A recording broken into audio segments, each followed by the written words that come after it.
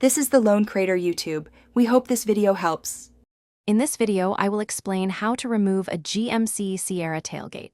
First, ensure your tailgate is open to about 45 to 75 degrees. This position provides slack for the support cables.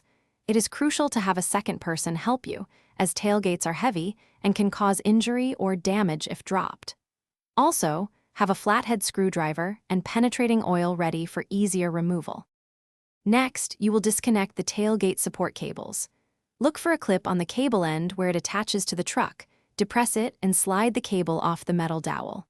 For trucks with a backup camera or power lock, locate the electrical harness underneath the truck, often near the spare tire.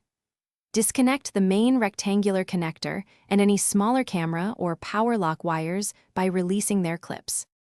With the cables and electrical connections free, it is time to disengage the tailgate from its hinges.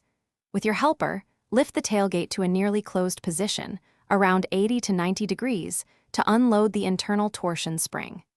Then, lift the passenger side of the tailgate up and off its mounting location. Once clear, slide the entire tailgate towards the passenger side to fully remove it from the driver's side hinge. Once detached, carefully carry the tailgate away from the truck with your helper and store it in a safe, stable location. To reinstall, simply reverse these steps. First, align the driver's side hinge, then the passenger side, ensuring it seats correctly. Reattach both support cables and all electrical connectors, making sure they click securely into place.